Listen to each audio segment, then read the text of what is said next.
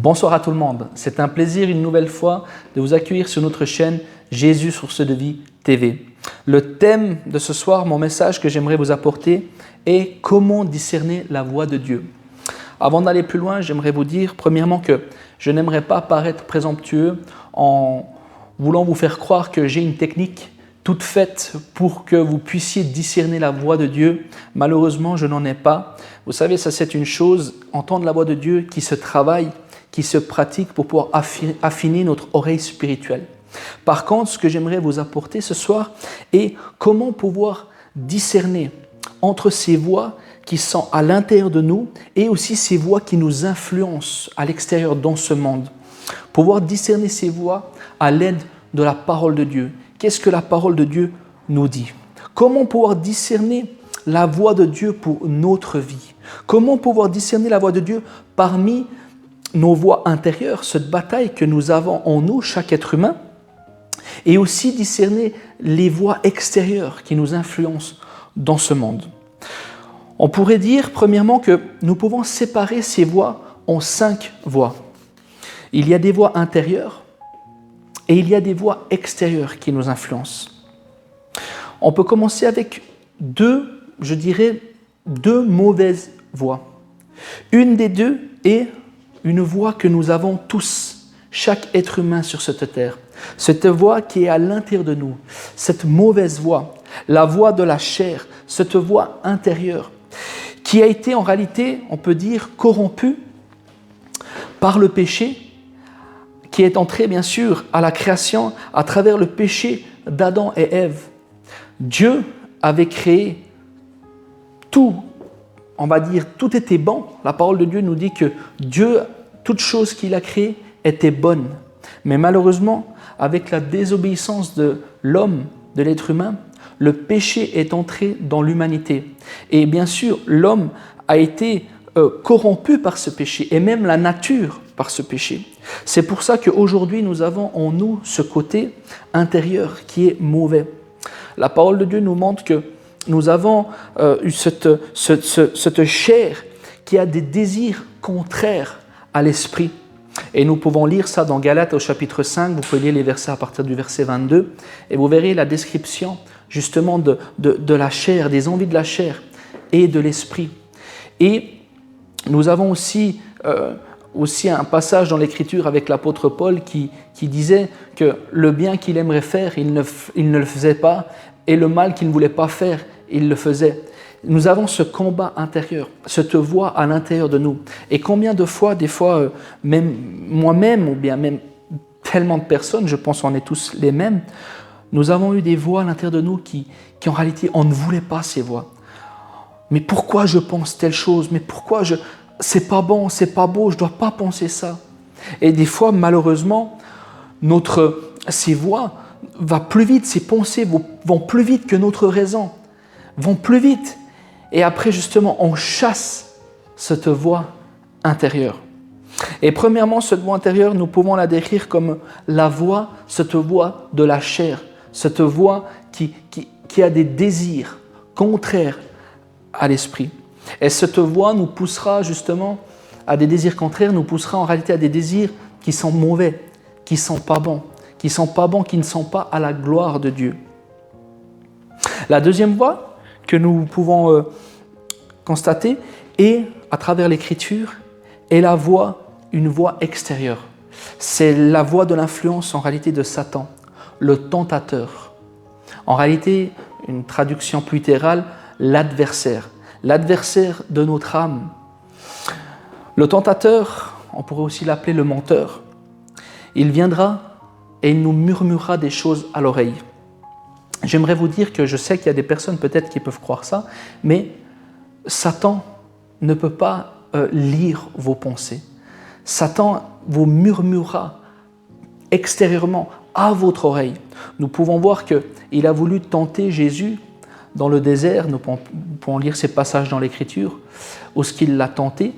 Et nous pouvons voir aussi d'autres passages où ce que le tentateur, Satan, le menteur, voudra tenter à travers une influence, à travers des murmures à l'oreille, cette voix de l'ennemi en réalité. Nous pouvons lire ça dans l'Écriture, par exemple au chapitre 5 et au verset 3 du livre des Actes. Dans ce livre-là, c'est après le départ de Jésus. Là, les apôtres et les disciples vivaient en communauté. La parole de Dieu nous montre que chacun vendait ses biens et partageait pour le bien commun de chaque personne. Les gens vendaient leurs biens et aidaient les plus pauvres et ils vivaient comme ça en communauté. Et un passage de l'Écriture nous dit que, en réalité, à un moment donné, Ananias et Saphira ont vendu un champ, un terrain, et le problème, c'est qu'ils ont menti. Et la parole de Dieu nous dit, dans Actes chapitre 5, verset 3, Pierre lui dit, donc à Ananias, Ananias, pourquoi Satan a-t-il rempli ton cœur au point que tu montes au Saint-Esprit et que tu aies retenu une partie du prix du champ?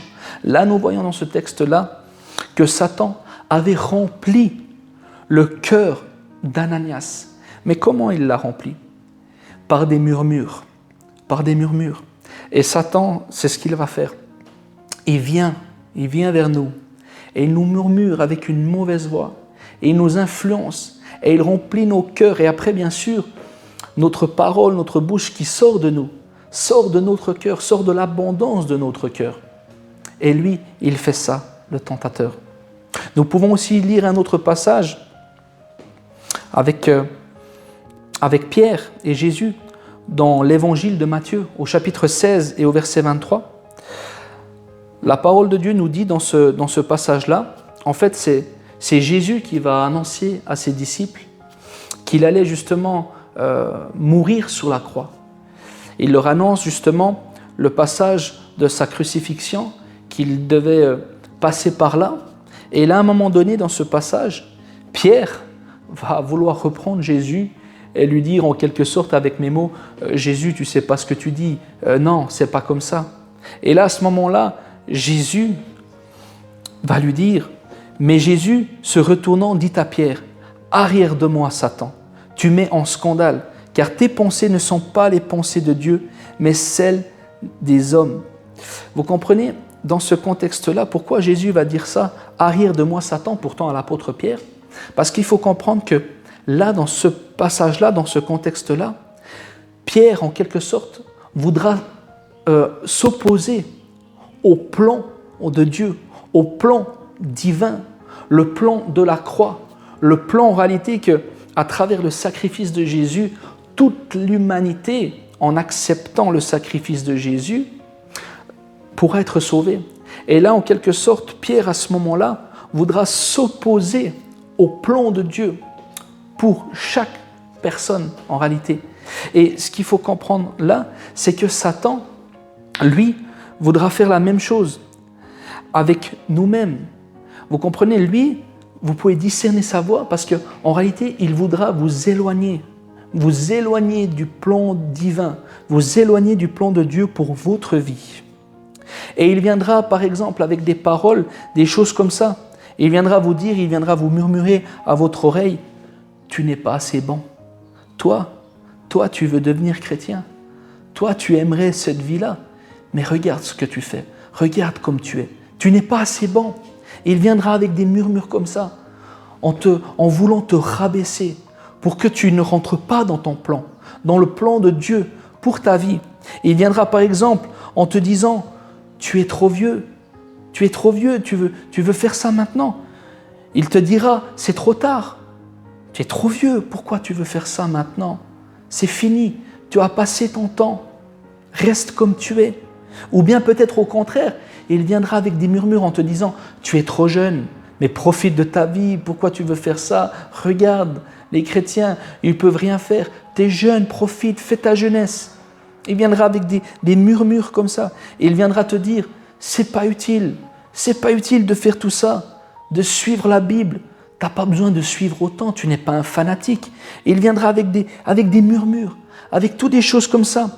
Il faut comprendre que l'objectif de Satan, en réalité, c'est de vous éloigner de Dieu, de vous éloigner de votre plan, de votre destinée, qu'est-ce que Dieu a prévu pour votre vie. C'est de vous éloigner de Dieu. C'est ça. Et nous pouvons discerner la voix de l'ennemi à travers ce qu'il vous dira. Nous pouvons discerner la voix de la chair qui a des désirs contraires, qui a des désirs en réalité mauvais, que même nous, notre raison, nous savons que ce n'est pas bon. Et nous pouvons discerner justement cette voix de l'influence extérieure de Satan qui vous murmurera des choses pour vous éloigner du plan de Dieu, du plan de Dieu pour votre vie. Ensuite, nous pouvons regarder deux autres voies, des bonnes voies. Nous avons une première voie, une voie intérieure, c'est la voie de la conscience. Chaque être humain sur cette terre, Dieu lui a donné une conscience. On pourrait dire que chaque personne n'a pas le même niveau de conscience. Il y a des personnes, bien sûr qu'un exemple, tuer une mouche va leur faire quelque chose. Tuer un petit animal, quelque chose va vraiment leur faire quelque chose d'important à l'intérieur de eux. Vous voyez, qu'une grande conscience. Et peut-être une autre personne, peut-être par rapport à l'éducation qu'elle aura eue, qui vit peut-être dans des ghettos, je ne sais pas, dans des gangs, voir quelqu'un tout d'un coup être assassiné devant lui, va presque rien lui faire, va être froid comme un glaçon. Vous comprenez? Mais chaque être humain a une conscience. Nous connaissons le bien et le mal depuis petit. Quand nous grandissons déjà depuis petit, nous pouvons voir des enfants connaissent déjà depuis tout petit le bien et le mal. Et chaque être humain en lui a une conscience, en sachant que ce que nous faisons en réalité n'est pas bon. Et ensuite, nous avons la voix de Dieu, la voix du Saint-Esprit. Cette voix-là, au contraire de l'ennemi, le tentateur, Satan, la voix de Dieu pour notre vie est une voix merveilleuse. Cette voix, au contraire, voudra vous édifier, voudra vous encourager et vous dira des choses justement pour vous faire rentrer dans le plan, dans son plan divin. Il vous dira des choses qui vous font du bien. Il vous dira par exemple, tu n'es pas seul, je suis avec toi. Ne promène pas de regard inquiet sur ta situation ou sur ce que tu penses faire, mais regarde à moi, je vais t'aider. Il te dira par exemple des choses comme fais-moi confiance, je vais te donner de la force, fais-moi confiance. Peut-être tu crois que tu n'arriveras pas à faire les choses que tu dois faire, peut-être marcher en tant que chrétien, peut-être tu croiras que tu n'arriveras pas, mais Dieu te dira fais-moi confiance, je vais t'aider dans tes faiblesses, je te donnerai la force, ne t'inquiète pas. Il te dira crois en moi, je veux te conduire, crois en moi, je veux t'enseigner, crois en moi, je veux te montrer le chemin, crois en moi, je veux te guider. Il te dira par exemple, même si tu crois au fond de toi que tu as commis trop de mal, il te dira, je veux te pardonner, je veux te pardonner. Aucun de tes péchés n'est assez grand pour que mon amour te pardonne. Il te dira ça. Il te dira qu'il t'aime et qu'il veut que tu le suives. Il te dira, cette voix te fera du bien et cette voix en réalité te poussera vers son plan, vers un chemin de disciple. Sa voix te poussera à accepter le Christ. La parole de Dieu nous dit que Dieu le Père attire les personnes à son Fils et que le Saint-Esprit travaille le cœur des personnes. Et Dieu, qui est une Trinité parfaite, vous conduira à accepter le sacrifice de Jésus pour votre vie, pour rentrer dans son plan, pour être sauvé. Et la voix de Dieu vous édifiera, vous fera du bien, et on peut discerner ça. Et ensuite, pour terminer avec la 5e voie, je l'ai décrit comme ça, c'est la voie en réalité de toute l'humanité, de chaque personne qui est autour de nous. La voix de ce monde qui nous influence. Nous avons tous des amis, nous avons tous de la famille, nous avons tous des connaissances. Et il faut comprendre que chaque personne autour de nous a une certaine influence sur nous, ce qu'elle nous dit. Et des fois, il y a des voix qui sont, en réalité, on va le voir après avec les prophètes, où est-ce qu'il y a des voix qui sont des bonnes voix, que Dieu travaille à travers des personnes pour nous amener à accepter sa parole, le Christ. Et il y a des voix en réalité de l'ennemi. Et il faut pouvoir discerner entre ces choses-là. Et comme je vous ai dit, c'est la même chose avec les prophètes qui parlent de la part de Dieu. Aujourd'hui, actuellement, nous vivons des temps particuliers où ce que nous voyons que le monde est chamboulé. Il y a des pandémies, il y a des guerres, des bruits de guerre, des choses comme ça. Et nous vivons dans un monde actuellement qui fait peur. Et avec tout ce qui se passe dans ce monde actuel, nous voyons une foule de personnes qui se nomment prophètes, où nous voyons émerger tellement de spécialistes de la fin des temps. C'est énorme. Si on tape sur Google, il y a tellement de choix variés de prophètes qui veulent nous annoncer des choses, ou des personnes qui sont spécialistes ou qui font des calculs pour nous annoncer des choses qui vont arriver, telle et telle chose. Nous devons faire attention. Frères et sœurs amis, nous devons faire attention à tout ce que nous voyons. Parce que vous savez, beaucoup de personnes aujourd'hui prennent des textes de l'Écriture et en réalité tordent le sens de l'Écriture. Ils prennent par exemple des textes que nous devons lire littéral, ils le prennent pour des textes symboliques, ou le contraire, des textes symboliques, par exemple de l'Apocalypse en texte littéral, ou des fois des personnes qui font justement, prennent des textes de la Bible, des choses on pourrait dire allégoriques, imagées, et en font presque des doctrines personnelles. Et nous devons faire gaffe avec ces choses-là. Des personnes qui prennent leur pensée, leur image personnelle, leur vision, leur compréhension de l'Écriture, donc leur pensée pour des paroles de Dieu. Nous devons faire attention à ça.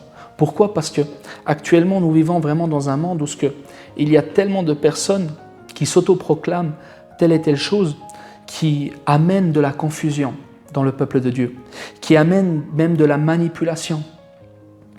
La parole de Dieu nous dit dans l'épître de Jean, 1 Jean au chapitre 4 au verset 1, « Bien-aimés, n'ajoutez pas foi à tout esprit, mais éprouvez les esprits pour savoir s'ils sont de Dieu, car plusieurs faux prophètes sont venus dans le monde. » Nous ne devons pas ajouter foi à tout esprit. Pas tout vient de Dieu. Nous devons comprendre ces choses-là. C'est important. La parole de Dieu nous dit dans 1 Corinthiens au chapitre 14, verset 29, « Pour ce qui est des prophètes, que 2 ou 3 parlent et que les autres jugent. » Vous comprenez, ce n'est pas un péché de remettre en question peut-être un prophète ou quelqu'un qui vient vers nous nous dire « Écoute, j'aurais quelque chose à te dire, ça vient de la part de Dieu. » Nous devons éprouver les esprits. Nous devons éprouver la prophétie. Nous devons juger la prophétie, voir si elle vient de Dieu ou si elle vient de l'homme personnel, charnel, ou même si ça vient de l'ennemi. Ce n'est pas un péché. Justement, la parole de Dieu nous encourage à faire ça. Et c'est la même chose avec nous-mêmes. Nous devons être honnêtes. Combien de gens en réalité se manipulent en faisant passer leurs pensées, leur envie personnelle, leurs pensées pour des paroles de Dieu. Combien de personnes font ça ? De faire passer ses pensées personnelles pour des paroles de Dieu.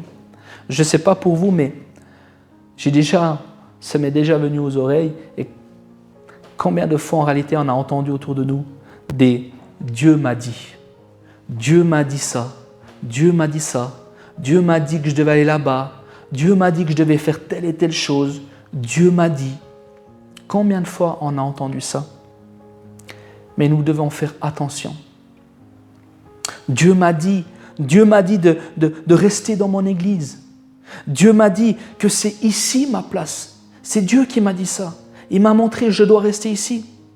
Et pourtant, des fois c'est étonnant des personnes qui pourraient même dire ça si on regarderait l'église où ce que ces personnes sont là, où ce que Dieu leur a dit de rester dans cette église-là, de rester ici. Si on regarderait l'église où ce qu'ils sont et on la mettrait à côté de ce que en réalité doit être l'église à travers la parole de Dieu, on verrait que pourtant des fois, il y a des églises où il y a un enseignement avec plein de fausses doctrines.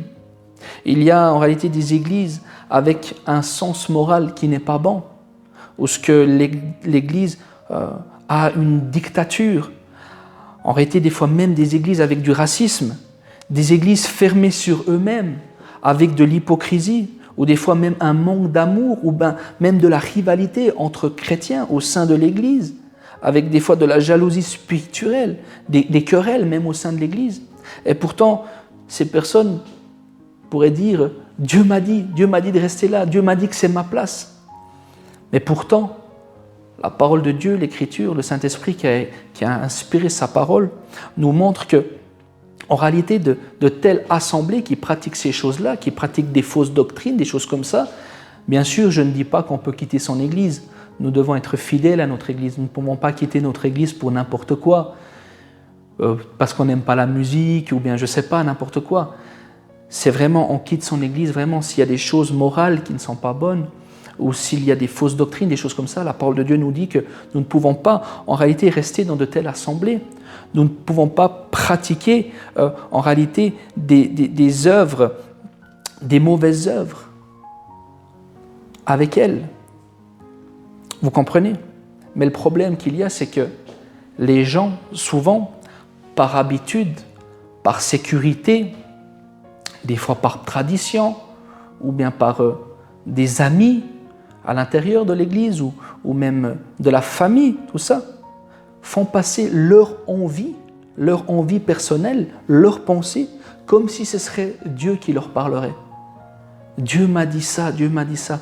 Mais en réalité, ce n'est pas Dieu qui parle, c'est leur désir personnel. Et nous devons faire attention avec ça. Vous savez, Dieu peut parler tout d'un coup de manière complètement inhabituelle. Vous savez, Dieu peut-être peut vous parler et vous montrer une voie que peut-être ce n'était pas la voie que vous pensiez. Vous savez, Dieu peut vous parler et peut-être ce n'est pas ce que vous attendiez, ce que vous vouliez.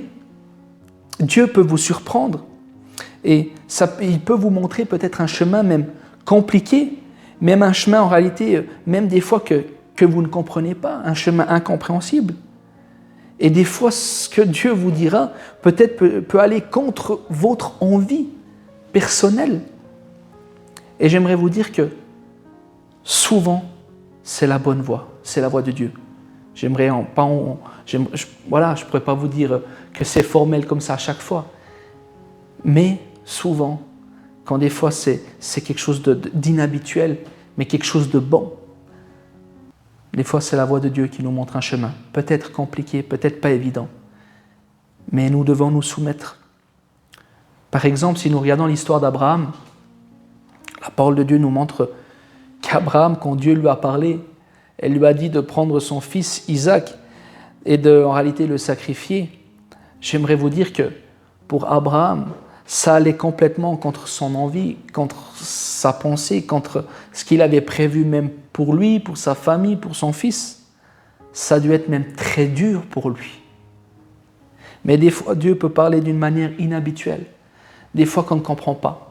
On imaginait notre vie, une destinée tout différente, et tout d'un coup, Dieu peut nous parler différemment, inhabituel. Mais le plus important, c'est de pouvoir se soumettre à ce que Dieu nous demande. Vous savez, j'aimerais vous donner un petit témoignage personnel de ma vie. Il y a quelques années de ça, maintenant ça remonte, les années passent vite. Vous savez, au départ, dans ma vie, j'étais vraiment pas destiné en réalité à avoir la vie que j'ai maintenant, à être un disciple et en réalité à devenir même pasteur. Vraiment, ma vie, elle est totalement... J'avais prévu tout autre chose pour ma vie, dans ma destinée. Et je peux vous dire qu'au départ, dans mon mariage avec ma femme, j'ai vraiment été en réalité un adversaire. Un adversaire pour elle. Parce qu'en réalité, ce serait trop long de vous expliquer, mais en réalité, je m'opposais à son plan divin pour elle, pour sa vie. Je m'opposais à sa vie chrétienne.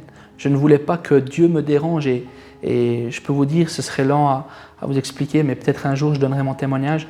En réalité, j'étais un adversaire pour elle. Je ne la laissais pas pratiquer sa vie chrétienne comme elle l'aurait voulu et j'étais assez dur. Je n'étais pas gentil. Et vous savez, un jour, il m'est arrivé quelque chose et je peux vous le dire et vous pouvez vraiment me croire. Un jour, une voix dans ma tête a résonné et j'ai vraiment entendu une voix audiblement à l'intérieur. Je pourrais plus vous dire quel était le son de cette voix, parce que ça fait quelques années maintenant, mais j'ai vraiment entendu cette voix à l'intérieur de moi qui me disait « Tu fais le travail du diable. Tu fais le travail du diable. » Quand je m'opposais à ma femme, quand je la bloquais dans sa vie chrétienne, un jour, j'ai entendu cette voix qui me disait, comme je vous parle, comme vous entendez ma voix à travers cet écran, j'ai entendu « Tu fais le travail du diable. » Et j'ai eu un choc et vraiment ça m'a fait quelque chose, c'était terrible. Et vraiment là j'ai vu que Dieu était vivant et que Dieu m'avait parlé à travers mon cœur. J'ai vraiment entendu cette voix et c'était une expérience vraiment forte. Et après ma vie a commencé à changer, j'ai vraiment arrêté, j'ai changé mon attitude envers ma femme à travers sa vie chrétienne avec le Seigneur. Cette expérience m'a vraiment changé. Et après, bien sûr, après j'ai commencé à lire la parole, tout ça, mais cette expérience était forte. Et aussi maintenant, si j'irai plus loin, pour vous donner encore un autre exemple, que des fois on peut être confronté quand Dieu vous parle.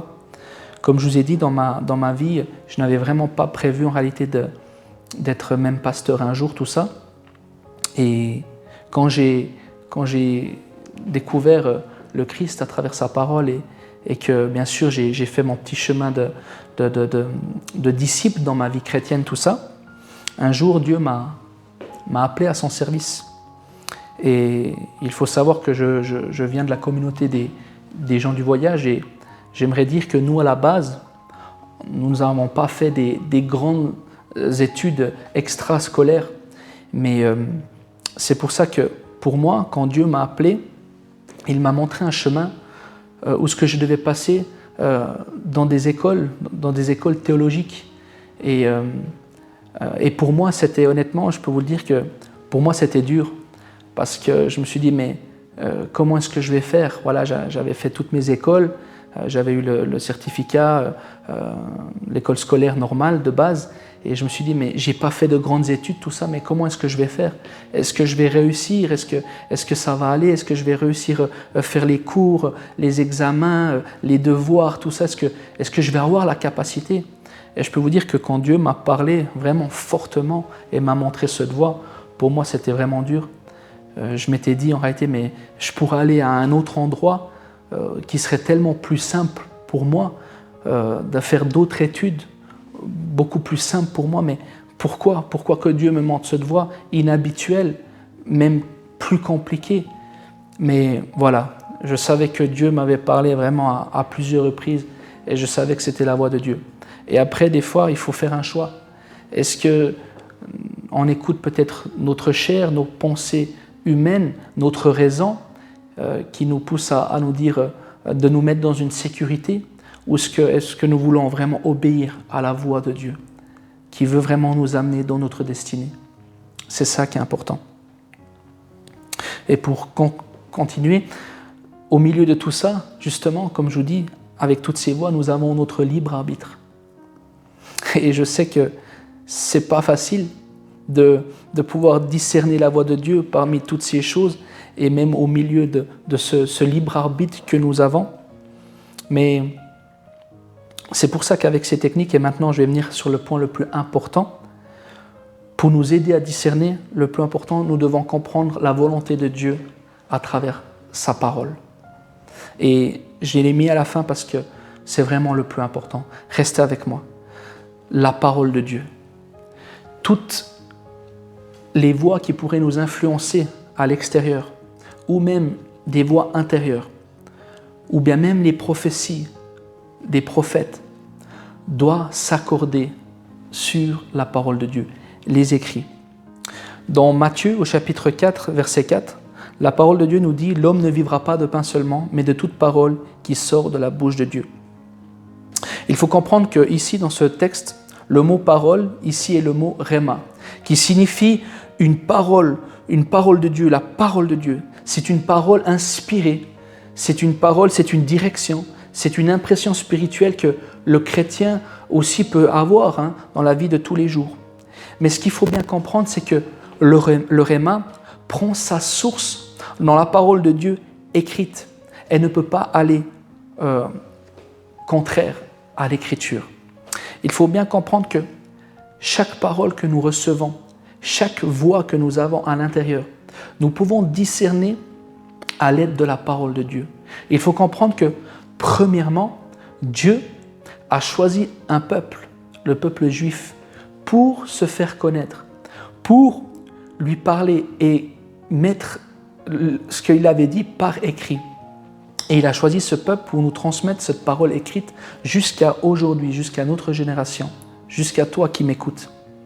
Et il faut comprendre que Dieu nous a donné premièrement la connaissance de sa personne et la connaissance de sa volonté à travers l'écriture. Premièrement, à travers tout ce qui nous avoisine, que ce soit des voix intérieures ou que ce soit des influences extérieures.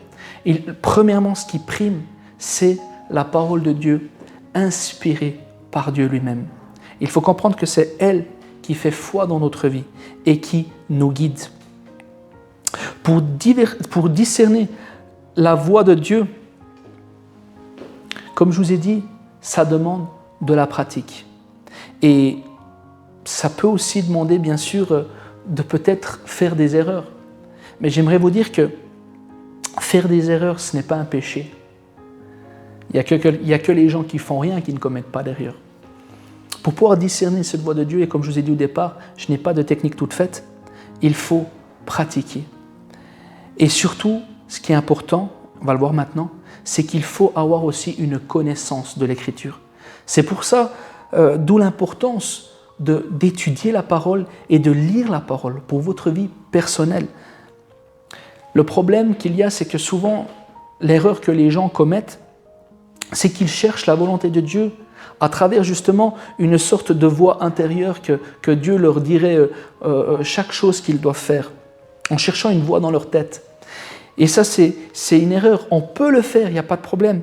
Mais ce qu'il faut bien comprendre, c'est que telle ou telle chose que nous demandons à Dieu, premièrement, même les directions que nous demandons, premièrement, il faut qu'elles soient en accord avec l'Écriture, avec ce qu'on trouve dans la parole de Dieu. La volonté de Dieu, premièrement, pour notre vie, est donnée dans les Saintes Écritures. Et la volonté de Dieu, bien sûr, premièrement, est une volonté morale. Dieu nous a parlé à travers sa parole et il nous a donné toutes ces volontés qui sont bonnes pour notre vie. Et souvent, les réponses que nous attendons pour notre vie, souvent, en réalité, les réponses se trouvent dedans les Écritures. Et des fois, c'est dommage, c'est vraiment une grande erreur qu'on commet, c'est que nous attendons comme une voix à l'intérieur de nous. Nous posons des questions à Dieu, nous demandons des directions, mais en réalité, les réponses se trouvent déjà dans la parole.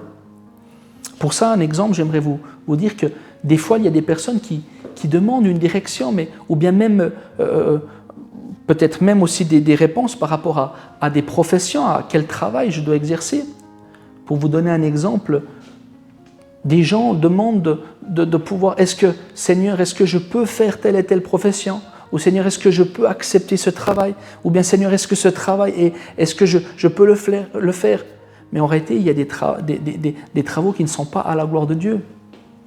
Par exemple, si tu demandes à Dieu, Seigneur, est-ce que je peux être tireur d'élite à l'armée ou comme ça? La réponse se trouve déjà dans la parole. La parole de Dieu nous dit que tu ne tueras point. Tu ne peux pas faire un travail où ce qu'il y a de la violence comme ça, où ce que tu pourrais être amené à, par exemple, tout d'un coup tuer des gens. Ou bien un autre exemple dans la vie de tous les jours, des exemples concrets. dans le mariage, où ce que tout d'un coup un couple ne va plus trop bien. Nous voyons tellement de choses autour de nous, ce que des fois on entend des maris ou bien même des épouses dire voilà, on ne se comprend plus avec mon mari, tout ça. Et tout d'un coup demander à Dieu, mais Seigneur, tu vois la situation, c'est compliqué, je m'entends plus avec mon mari, ça va plus. Seigneur, est-ce que je peux le laisser? Mais en réalité, les réponses se trouvent déjà dans la parole. Tu ne peux pas désunir ce que Dieu a uni. À moins qu'il y ait bien sûr décès ou qu'il y ait infidélité. Mais tu ne peux pas désunir ce que Dieu a uni. Et des personnes demandent des choses comme ça à Dieu, qu'en réalité la volonté de Dieu dans la parole est déjà expliquée. Ou des fois on entend, ou bien par exemple un exemple que les gens peuvent dire mais Seigneur, est-ce que vraiment tu veux que je te suive? Est-ce que c'est ça le chemin pour ma vie? Est-ce que vraiment tu veux que je fasse toutes ces choses? Est-ce que tu veux que je suive une église? Seigneur, est-ce que vraiment c'est nécessaire? Je crois en toi, tout ça, mais est-ce que j'ai vraiment besoin de même aller jusqu'au baptême, tout ça, Seigneur? Et des personnes ensuite attendent des réponses. Mais la volonté de Dieu se trouve déjà dans la parole. Et ça, c'est des exemples comme ça, mais il y en a tellement d'exemples. Dans Actes chapitre 2, verset 38, la parole de Dieu nous montre que nous devons nous repentir. Nous devons nous repentir, premièrement, demander pardon à Dieu. Ensuite, bien sûr, nous devons passer par les eaux du baptême. Et ensuite, nous devons continuer sur ce chemin. Continuer dans l'enseignement des apôtres, dans l'enseignement de Christ. Continuer dans la communion fraternelle. Seigneur, est-ce que vraiment c'est nécessaire que je suive une église? Mais bien sûr, la parole de Dieu nous montre que Jésus est au milieu, où ce que 2 ou 3 sont réunis. Il est tout le temps là, mais c'est bon, la parole de Dieu nous dit qu'il est bon pour les frères de demeurer ensemble, de communier, de partager le pain, le vin. C'est important. Les réponses, premièrement, pour notre vie, sont dans la parole de Dieu. Là, c'est quelques exemples que je vais donner, mais il y en a plein. La parole de Dieu nous montre ce qui est bon pour notre vie, premièrement. Pour conclure, pour connaître vraiment la voie de Dieu et connaître ce que Dieu veut pour notre vie, j'aimerais vous dire que tout se trouve dans l'Écriture. Le Saint-Esprit, premièrement, a parlé à travers l'Écriture. Et les Écritures sont la source de sa volonté pour notre vie. C'est pour ça qu'il est important de lire l'Écriture, d'étudier l'Écriture et surtout de la mettre en pratique. C'est vraiment important. Ne soyons pas des personnes qui lisent, qui écoutent la parole, mais en réalité sont des auditeurs oublieux et ne la mettent pas en pratique. Étudions la parole, regardons la volonté de Dieu à travers premièrement son Écriture et demandons aussi la volonté de Dieu. Et Dieu vous parlera dans votre cœur, même audiblement. Je l'ai vécu. Mais premièrement, ouvrez l'Écriture. Quand vous ouvrez la parole de Dieu, vous ouvrez justement la bouche de Dieu et il parle. Il parle à travers l'Écriture pour votre vie. Donc je vous remercie d'avoir suivi cette prédication. Partagez autour de vous, abonnez-vous à notre chaîne et que Dieu vous bénisse. À bientôt.